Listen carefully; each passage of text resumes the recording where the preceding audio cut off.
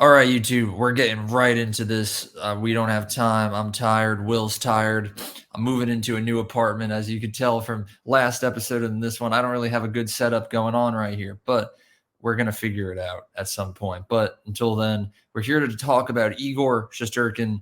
Everyone hated on him for the last like 2 months, but us here at Fireside Rangers, we were always like, "Don't worry about it. He'll be back." Well, I hate to say it, but we were right and you were wrong. He is officially back. Anyone who ever complained about Igor Shesterkin, you do owe him a very large apology. And we're going to go through his recent play, his stats, everything about him being back. He's had a couple of major wins recently. His most recent one against the Dallas Stars, where he played phenomenally, made like 40 something saves against them, and helped the Rangers extend their win streak to 8 games straight. But before we really get into it, make sure everyone likes, subscribes, ring that bell so you don't miss notification. If you're watching us on Apple or Spotify, be sure to give us a 5-star review. Leave your thoughts and your apologies down in the comment section below. And be sure to follow us on all of our social media platforms at Fireside Rangers on Instagram, X, TikTok, and whatever else we have at this point. I don't even know. But let's get right into this. Igor Shesterkin has won 4 straight starts. He has a 2.26 goals against average in that span. Will, he's back. How are you feeling about Igor? I'm feeling really good. What was it, Tuesday against the Stars?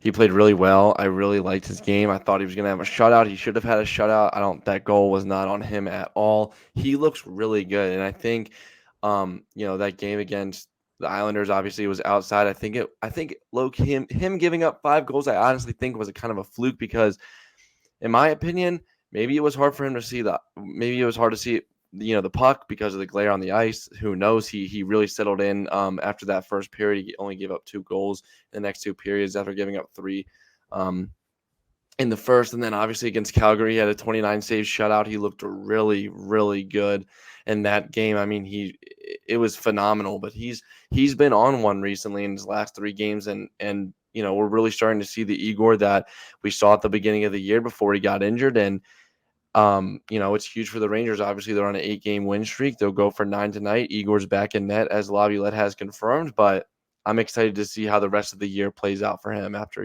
his slow start last 2 months.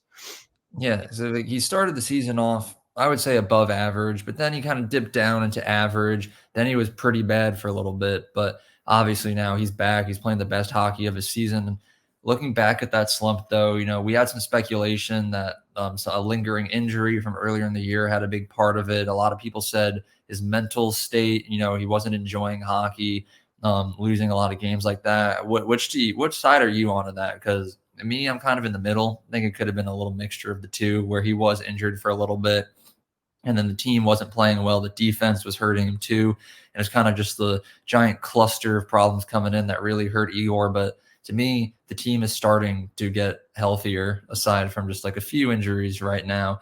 And the defense is playing much, much better, and that's definitely helping Igor perform, especially after that All-Star break. But what's your diagnosis of what the problem was and potentially what brought Igor out of it? Yeah, honestly, I'm with you. I think it's a little mixture of, him not mentally being there, and I also think he might have probably had a lingering injury from when he suffered. I think it was November. I think when he suffered that injury, or December, Yeah, I think early it was December. November. Yeah, like late November, early December. But um, there was a quote that he at the All-Star game, he was like, "I need to get back to hockey being fun again." So obviously he in his slump, he wasn't having the best time. And obviously if you're going through a slump like that as an elite goaltender, an elite athlete, you're gonna be pissed at yourself and you're not gonna find a lot of joy in what you do. But I agree with you. I think it was a mix of both. And now, I also think it was the defense as well. It was a mix of all three. The defense is playing well now, and he seems a lot more comfortable in net. He's not overplaying pucks. He looks like his former self again, and so I think it's really a mixture of all three. He's probably finally happy now, mentally there. He's probably fully healthy now, and the defense in front of him, the team in front of him in general, is playing well. So it all adds up. Yeah, and now that Igor's playing good, it presents an interesting situation for the Rangers because obviously when Igor wasn't playing at his best, Jonathan Quick was earning a lot more starts, and there was a little bit of a debate going around where some fans were like, screw it, let's just make Jonathan Quick the new starter and Igor can be backup. I know I personally was in more of the kind of split the starts down the middle, give Jonathan Quick more starts, but obviously not the starter, just while Igor has more time to work with Allaire and kind of get his game back together, which he has. But now that he's back at his peak, kind of, it seems like after 4 games, we had to wait a couple of games before we made this video just to really ensure that he really is back. But so like, what do the Rangers do at this point? Because Jonathan Quick hasn't regressed at all. He's still playing phenomenal. But now Igor is playing too. So is it give Igor most of the starts to gear up for a playoff run and really just solidify his skills? Or do you kind of continue to split the starts to kind of give him a little bit of some rest ahead of the playoff run that is all but confirmed to be happening in just a few months away? Because to me, I'm kind of in the mood where like Jonathan Quick should be still getting starts. And I think this is Igor's his third straight start after tonight, or fourth, maybe third. And like after this third one tonight against the Devils, the Rangers have a couple easy matchups coming up. I think there's 2 against Philly, or at least 1 against Philly. Like Jonathan Quick should be getting one of, if not 2 of those starts in the next upcoming games. You don't want to overwork Igor and then have him be way too tired and then get into another slump right when the playoffs start. So Jonathan Quick is still going to be a valuable asset moving forward. So I'm kind of still right now in the kind of split the starts, but not evenly down the middle. Maybe let Igor get a little bit more just so he continues his momentum, but definitely keep Quick in the game a lot. That's my take, though. Will, I'll pass the torch over to you here. Yeah, I agree with that. I think the Rangers right now, if Igor continues to build on this 4-game winning streak and him playing very well the last few starts he's had, I think it gives the Rangers a very good conundrum. Like, you have 2 really good goaltenders, and like you said, you don't have to get there's a playoff push that's going to come, and the Rangers need Igor to be fully healthy. So with both goaltenders playing well, you don't have to give Igor, 5 straight starts. You give him like 3 and then give Quick 1 and then 2 to Igor and 1 to Quick. But it just don't just give Quick all these starts when Igor's getting better. You want him to get, comfortable and stay comfortable, but also, like you said, you don't want to overwork him. But it really gives the Rangers a really good situation to be in because both goaltenders are playing well right now, and it gives them a chance. It's like, all right, Igor's not doing. Let's say Igor goes through a 2-game slump or something, and Jonathan Quick's playing good again. Then you have Quick. Quick goes through a little bit of slump. Then you have Igor. So it's like it's perfect for the Rangers to have this because if one thing goes wrong, you still have a really good hot goaltender to rely on. Yeah, 100%. And when you were giving your take there, I did just look up the Rangers schedule to confirm after tonight against New Jersey. They do play against Philly, but then to close out the month, it's 2 games against Columbus, which there right then and there, that's even better. Jonathan Quick, like Igor could probably start tonight against the Devils, then on Saturday against Philly, and then just let Quick give Shesterkin like the week off against those 2 games in Columbus, and then get Shesterkin right back into it. That's personally my take. I know a lot of people might say like, oh, don't do back-to-back starts for Quick, but like you could. That's like it's the joy that the Rangers have where they don't have to start Igor every single time. And I've said it 2 episodes in a row, and I'm gonna say it again. Because I haven't jinxed it yet. Maybe the jinx is if I don't say it. The Rangers very well could win every single game in the entire month of February. They've won everything so far. I think Dallas was going to be the hardest challenge they had.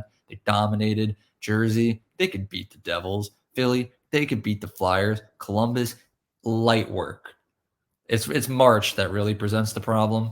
Because then you got Toronto, Florida, Carolina, Tampa, Winnipeg, Boston, Florida, Colorado. It's gonna be a hard march to get through, which leads me because we got a lot of things coming soon, which leads me to the last thing I want to touch upon in this episode is what is our confidence levels in Igor? because yes, he is back, but he's really only been back for 4 games. We could make this video, tell all of you watching that you need to apologize to Igor if you ever said anything bad about him. And then, tonight he can go out and have the worst performance of his career against the Devils. Like, it's only been 4 games. But just watching him play recently, especially in that game against Dallas, I'm seeing the same Igor, maybe not as much, but close to the year that he won the Vezina. Like, that game against Dallas was vintage Igor Shesterkin. So while I don't want to say my confidence in him is already back to a 10 out of 10, I still got to give it like a solid 9 out of 10. I'm with Igor. I've always been with Igor. But now that he's playing good, he's on a little bit of a streak of really good hockey. I want to say I give him a 9 out of 10 confidence. And I'll pass it off to you, and then we can wrap up the episode. I'm gonna go with the 7. Like, not like a bad 7. It's a good 7. It's like Dave Portnoy 7. It's like a Dave Portnoy 7. Yeah, Yeah. I'm very confident in Igor, and I have like the utmost, I have so much confidence in him right now. Like, I know it's only 4 games, but he just looks like vintage Igor. He looks great. He just looks like it's easy for him again. But I know how the season has played out for him, so I think, is there a chance that he could go back into a slump? Yes. Do I think it's going to happen? No, but that's why I give him a 7, because it's not bad. Not a bad 7, a good 7. Okay, well, before we wrap up, then let me ask you one more question, because coincidentally, as Igor is playing really, really good, the Rangers are on an 8-game win streak, looking to make it 9 right now. And obviously, a win streak that long, it takes a full team effort. So is it Igor that's helping the Rangers get on this win streak, or is it the win streak and the team playing really good that's helping Igor be good? I think it's the win streak helping Igor be good, because, you might not play your best game, but you're getting a win in the early stages of this when he was, coming out of his slump. A win's a win. Doesn't matter how you get it. If you play, you can play good, you can play bad, but a win's a win, and that will help your confidence. So I think this win streak has really helped Igor come out of his, out of this slump. We saw when he was slumping, there'd be games where he'd have a good game. The team in front of him wouldn't play good. And then there'd be, times where he wouldn't play good, but the team in front of him is playing good. But now he's playing good and the team's playing good. And it kind of just wraps it all in a bubble where he's helped. Well, actually, you know what? Let me rephrase that. I think it's both. I think he's helping the Rangers on this win streak, and they're helping him. So I did answer that question, and then it kind of contradicted myself, but then I got right back on track, so we're good. Yeah, that works. I agree with you that it's potentially both, because I don't think Igor is being carried by the team, but I also don't think the team is being carried by Igor. I mean, I will flat out say I think that game against Dallas, just to keep bringing it up, if the Igor that was in net against Dallas was the same Igor that we saw a month ago, the Rangers are not winning that game. Like, the Rangers won that game because Igor Shesterkin was as good as he is. Yeah. I mean, obviously the offense pulled through a lot, and the defense and everything really, really helps. But that about wraps up this episode of Fireside Rangers. Thank you to everyone for watching. Make sure you like, subscribe, ring that bell so you don't miss a notification. Leave your apologies down in the comment section below if you've ever made fun of Igor Shesterkin or talked smack about him throughout this season of hockey. And if you haven't talked smack about him, you can go reply to all the apologies and make fun of them. But no, it's all right. Our confidence was shaken a little bit too, but we always had faith that he'd come back, and he did. So just happy to be there, and everyone is forgiven for ever saying bad about Igor. There's a clean slate. Your sins are forgiven. But yeah, like I said, make sure you like, subscribe, and be sure to follow us on all of our socials. Have a good one, and let's go Rangers.